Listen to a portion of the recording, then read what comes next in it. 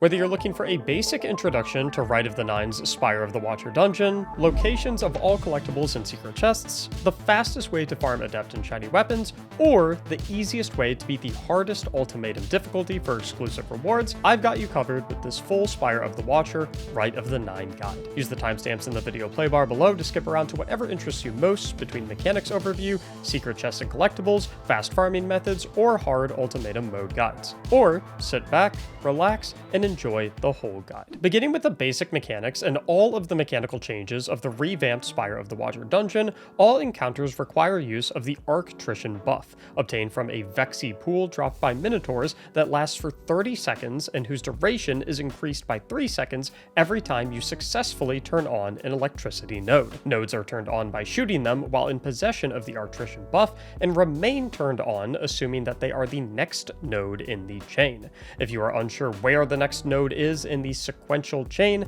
you can follow the yellow cables connecting all of the nodes until you find it. For the first encounter, you'll simply gather this Arctrician buff to complete 4 relays of Arc nodes, with completion of each relay spawning supplicants. As such, I highly recommend waiting until all relays are 1 node away from completion, so that you can complete all 4 at once, minimizing the amount of time that you have to deal with the supplicants that spawn from completing relays. You'll also want to remain indoors and, if not, on the move as much as possible to avoid the fire from the Cyclopses at the top of the mountainsides on the left and right. Once all 4 relays are completed, a brand new boss Hydra will spawn at the back of the arena that must be killed to complete the encounter. Make sure to grab your loot before jumping down to make your way to the next encounter. But before you get there, you've got a secret chest and collectible for a triumph required to get the Rite of the Nine title and shader from the first jumping puzzle. For the secret chest, it'll be behind a pillar on the left side of the arena shortly after entering the very large room with lots of Harpies and Hydras. The engram collectible for progress towards the title and shader will be more towards the end of this large room on the upper level scaffolding above a set of computers, specifically the upper scaffolding on the catwalk right before the final catwalk containing the grav lift to exit this large room. For the second encounter, mechanics remain mostly the same with the addition of detainment Harpies that will lock you in place if they hit you, and grav lift gatekeepers that will spawn after completing both relays on a given floor that must be killed before you can take the grav lift up to the next floor. Similar to the first encounter, kill the Minotaurs, grab Arctrician, turn on all of the nodes of the relays, and then take out the grav lift gatekeeper enemies to ascend to do it all again for a total of 3 floors. Moving on to the first boss of the dungeon, things remain mostly the same, requiring you to obtain the Arctrician buff from a Minotaur and use it to complete 4 relays of nodes to begin DPS phase, where the boss will travel to the final completed relay to reveal his eyes, upon which killing will allow you to damage his center eye. The one twist here is that these 4 relays must be completed in a specific sequential order shown in the middle of the arena. Each starting node of a relay will have a Vex shape above it, triangle, diamond, or square,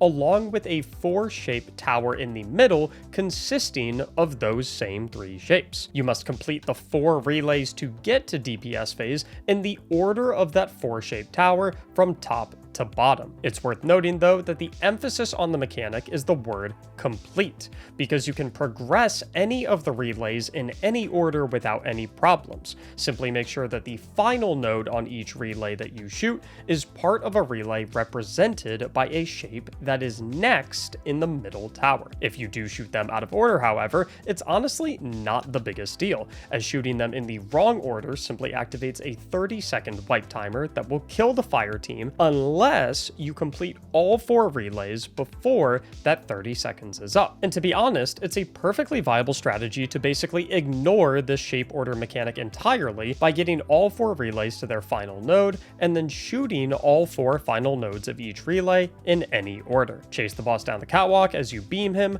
mind his explosion knocking you back at the end of the DPS phase, rinse and repeat, and you're good to go. For the next encounter, things are again mostly the same, requiring you to grab Arctrician and shoot shoot all 5 red nodes in quick succession before they deactivate. The one small twist here with the Rite of the Nine variant is that unlike the old version of Spire of the Watcher, not all 5 red nodes are available to shoot all at once. Instead, only one of the 5 will be available, and shooting that one will unlock a second node to be shot, where shooting the second node will unlock a third, and so on and so forth. Kill ads, spawn the Minotaur, grab Artrition, shoot all 5 nodes, and then head down to the next floor. Rinse and repeat for a total of 3 times, and you're set. But don't be in a rush to get to the final boss just yet, because you've got another secret chest and Triumph collectible between here and the final boss arena. For the secret chest, head under one of the staircases in the final room of this encounter, where you'll find a grate that you can shoot out. Then hop down the hole where you'll find the secret chest. For the collectible for the Triumph for the title and shader, head down a floor into a red light room, where you'll find it on a platform right before the long drop down to the final boss room. For the final boss room, it's simply a mix of all you have learned up until this point. The encounter begins with you having to kill a Hydra on each side. A massive tip I have for this encounter is to head behind them into the reactor room, as enemies, and more importantly the boss, can't really chase you into this room before you open the middle door, making this location extremely safe. You'll kill both Hydras to spawn Minotaurs on both sides, which will of course drop the Vex pools for the Artrition buff. You'll then scavenge the Artrition buff and hit all 5 red nodes in the middle of the starting room in sequential order as they reveal themselves one after the other to open 2 relays that must be completed to start DPS phase. Similar to the first boss though, these relays must be completed in a sequential order indicated by the shapes next to the starting nodes of these relays in conjunction with the 2 shapes in the middle of the starting room, again going in order from top to bottom. Similar to the first boss, completing the relays in the incorrect order will activate a 30-second wipe timer. But unlike the first boss, getting to DPS phase will not stop this timer. So be sure that you do indeed do these in the correct order. Also make sure that the boss is lured into the reactor room when you complete the second relay to activate DPS phase. Otherwise, you'll have to do all of the mechanics all over again. After you complete both relays and the boss is at the reactor, you can then head back to the starting room to shoot all 5 nodes in sequentially revealed order again to lock in DPS phase. Cook the boss, rinse and repeat, and you're set. Now, if you're looking to farm shiny, hollow foil, double perk, and adept weapons as fast as possible, I've got you covered for that as well. The easiest farming method that I found involves the new currency with this event, the Nonary Manifolds. You can use 250 of this currency to open the chest to the right of the emissary in the Eternity destination, which has a very high chance to drop adept versions of the weapons. It is worth noting though that at the current moment, only Spire of the Watcher weapons are dropping from this chest, presumably due to the fact that it is the only available Rite of the Nine dungeon at this time. It is likely that whatever dungeon is available in week 2 will also have its weapons obtainable from this chest when that time arrives. Now you may be wondering, what is the best way to get as much of this currency and subsequently as many chest pulls and weapons as possible? Well, through testing a few methods, we noticed that completing one of the main encounters in Spire of the Watcher, that is the Ascend the Spire encounter, Silence the Spire Akelos boss encounter, and the Perseus Primordial Return final boss encounter, you receive 85 of the Nonary Manifold currency, regardless of whether or not you're doing it on the medium Eternity difficulty or the hardest Ultimatum difficulty. As such, we found that the fastest and also easiest farm was to hold a checkpoint for the first main encounter of the dungeon, Ascend the Spire, load into it, swap characters to hold the checkpoint on your other character, and run both this encounter and the Akelos Harpy boss second encounter, and then rinsing and repeating the process all over again. With a good rhythm for the Ascend the Spire encounter and the proper weapon setups to one phase the Akelos Harpy boss, which is pretty easy with Queenbreaker's bow and the Particle Reconstruction artifact mod, you can burn through both of these encounters in about 6 to 8 minutes total, netting 2 drops and 170 Nonary Manifold currency each time. It is worth noting that the Ultimatum difficulty does does seem to drop guaranteed Adept drops, but considering that you get the same amount of non-array manifold from encounter completions, Ultimatum difficulty taking significantly longer with less consistent clears, and the fact that the chest by the Emissary has such a high Adept drop rate anyway, I feel it is not only faster, but much more enjoyable as well to simply farm the middle Eternity difficulty instead. Another option is to do full runs of the middle Eternity difficulty of the dungeon, which will result in a bonus chest after killing the final boss, which will drop an extra piece of loot and another 35 manifold. But again, I feel that the first and second encounter spam farm method is still the most efficient for getting the maximum amount of Adept and shiny hollow foil weapons. Now, what about those of you looking to beat the highest Ultimatum difficulty of this dungeon to complete the triumph and earn the exclusive title and shader? Well, let's start by talking builds and loadouts. For Hunter, I found great success with Prismatic along with an Inmost Light and Surturacne class item. For my subclass, I ran Tether for my super, Grapple for my grenade, Threaded Spike for my melee, Gambler's Dodge for my class ability, Ascension and Threaded Spectre for my aspects, and the facets of Protection, Dawn, Solitude, Blessing, Purpose, and Hope for my fragments. For mods, I invested in Heavy Ammo Finders and Scouts, Siphons and Loaders for my primary ammo weapon, a Scavenger for my heavy ammo weapon, Bolstering Detonation and Focusing Strike on my gloves for ability regeneration, Reaper, Powerful Attraction, and Bomber on my class item, and finally a Solar and Void Resistance for the enemy damage in this dungeon, specifically that of the Minotaurs, Cyclops, Hydras, and Perseus for the Void side, and the Exploding Supplicants and General Vex Goblin damage for the Solar side. On Warlock, you simply can't go wrong with a Prismatic setup featuring an Inmost Light and Dealer's Choice exotic class item, along with Song of Flame or Nova Bomb for the super, Phoenix Dive for the class ability, Arcane Needle for the melee,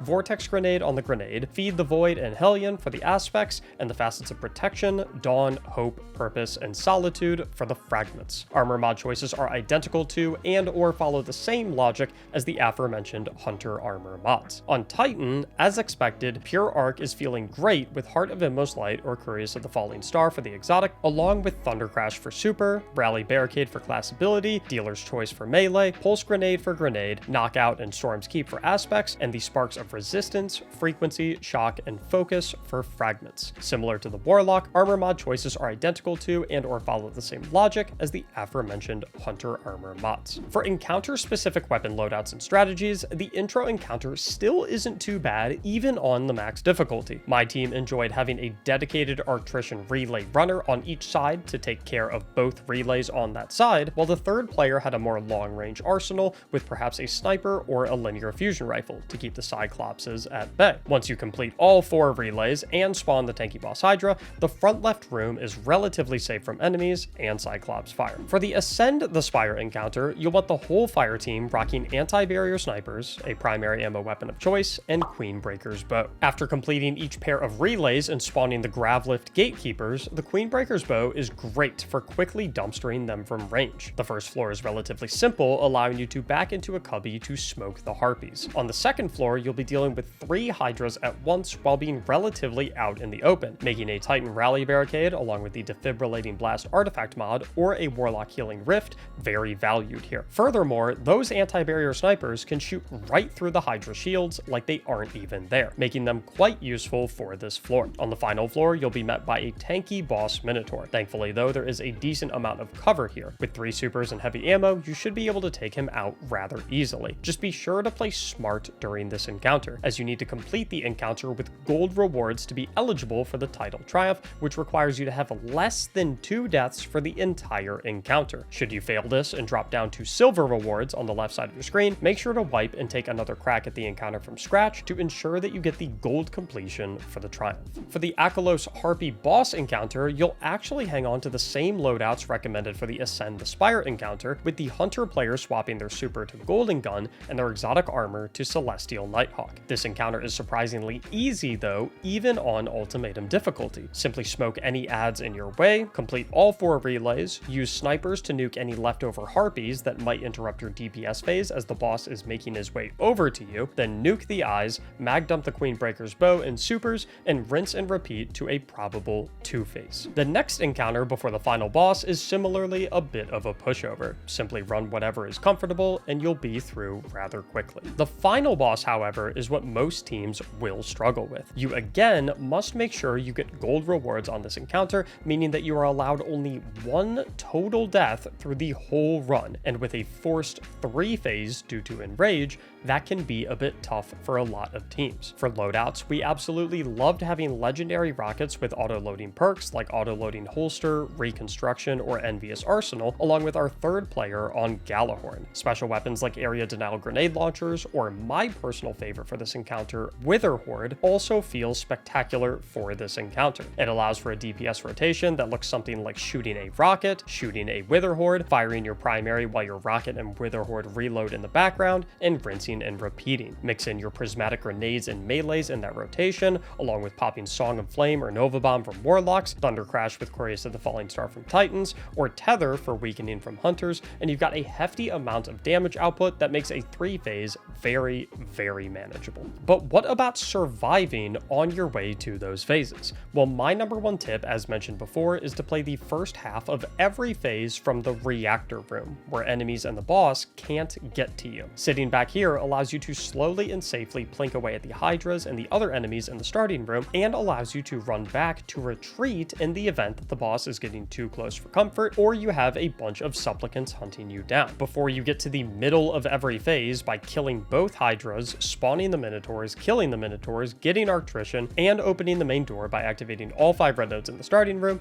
the reactor room is borderline impossible to die in, so use it to your advantage. It's also worth noting that upon opening the main door, detainment harpies will spawn all around the arena in both rooms. Making sure that you roam around the map to exterminate all of these harpies before you move on to the next mechanic of turning on both relays for DPS phase can make the arena significantly easier to survive in, so treat them as just important of a mechanic as anything else. Other than that, staying on the move is paramount to successfully completing this encounter on gold rewards. Between the boss, supplicants, and oddly aggressive minotaurs, there is always something in this arena actively running after you, trying to kill you. Keeping track of where all of these things are, and more importantly, staying on the move and airborne so that they don't catch you, is key to beating this encounter with gold rewards. Finally, given that this is a required 3-phase kill, it's worth noting that there is no timer on this encounter and infinite ad spawns outside of DPS phase. As such, it's a good plan to make sure to avoid starting DPS phase if you are low on heavy ammo to farm the infinitely spawning ads until you eventually resupply, given that you need to take full advantage of every DPS phase that you get in this fight. If you have any questions or any additional tips, please be sure to leave them in the comments below or bring them to my live stream at twitch.tv/Mactics, where I'll be doing runs of this dungeon with viewers all week long. Please consider liking the video and subscribe to the channel if you found this guide helpful and want to see future guides. Thank you so much for watching, and as always, have a great day.